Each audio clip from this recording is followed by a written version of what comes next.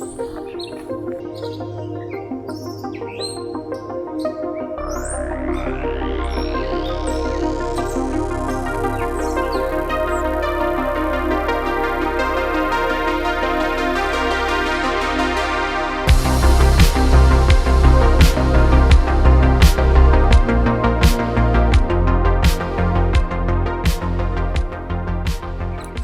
just a quick check-in. One thing I have decided to do is part out the other 89 that I picked up. Thought about just selling the car as is, as like a whole car basically to somebody, but as soon as I posted on the various Facebook groups online for these particular Range Rover Classics, the reception was, I think aggressive is probably the right word. I had so many DMs and posts and messages within literally an hour of, I need this, I need that, can I take a look at the condition of this, will you sell me that? So it got me thinking, number one, I can certainly part this out and get more money for this car. In fact, I've already sold almost enough of this car to pay for 50% of what I paid for both this one and the red one. The other thing that's nice about that is it's gonna go to a good home. So it's going to people in the community who need this part, need that part, have been searching online forever for a certain part and have a hard time finding it, or are on a budget and can't just go online and, you know, buy all these various bits and whatnot brand new, and that's the only way they can kind of progress their build. So like the idea of paying it forward, giving back to the community. Like I said, also have the ability to recoup a heck of a lot more than I thought I was going to on most of these builds. If you follow the channel, you know, I always sell parts that I'm not using, or if I swap parts for aftermarket parts, I sell those parts. I don't keep all the parts. I don't try to sell the car with all the OEM parts. It's just not my thing. But usually that offsets some of the cost for sure. But this one's been really surprising. I mean, I'm going to probably offset at half the price of what I paid for the cars originally. Of course, that doesn't factor in the build, but nonetheless, very cool.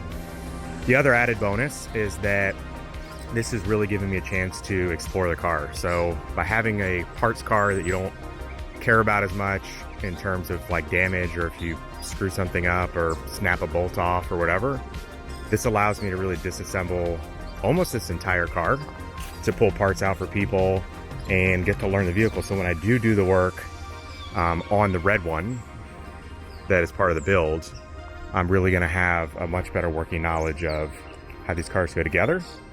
I'm also going to have a long-term knowledge of how to do a lot of the repairs and maintenance myself. So it's been a cool experience. It's been a little bit therapeutic, I'm not going to lie.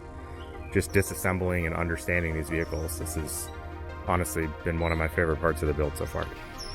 In other news, a couple of quick updates on the red one. I have been kind of going through this soup to nuts, as I mentioned in the first video, just trying to get a sense of what needs to be done, and I've been tackling some of the projects myself. So one of the projects that we got done is to treat this floor. This floor was not rusted through by any means. It did have rust. It was starting to sort of get to that point. So I've treated all this with rust inhibitor and an automotive paint just to seal everything up on this side. So this side's good to go in terms of rust repair. We still have the repair obviously on the other side that I noted, where it's come through all the way to the floor. We've got the repairs over the wheel arches. We've got the repair to the rear cross member and a little bit of the trunk floor, but nonetheless, it's nice to kind of treat the front myself, save a little money there. The other thing is that this rear upper tailgate was not working when I got the car here a few days ago, and just a little bit of elbow grease was able to basically disassemble this entire assembly. Took this cover off up here, just hit it with some CLP, you know, cleaner, lubricator, and you know, just gave it a little bit of attention. It's amazing, you know, these cars are really built well. They just tend to get neglected. A lot of times they sit out in a lot or untouched or, you know, whatever. So, you know, just a little bit of elbow grease and we've got a beautiful functioning rear tailgate. Clean up all the glass just to make sure there weren't any issues there. I started working on a couple of lighting elements where we've got just bulbs out, and thinking about how to get the instrument cluster squared away. So yeah, just little odds and ends, but slowly making progress before we start to strip this entire car down, remove everything we're not going to keep, you know, front bumpers, rear bumpers, all that kind of stuff, and get it ready for the true bodywork to repair some of the rusted areas and the paint work, both of which will be done by a shop here locally. And I'll take you through all that as we get to that point.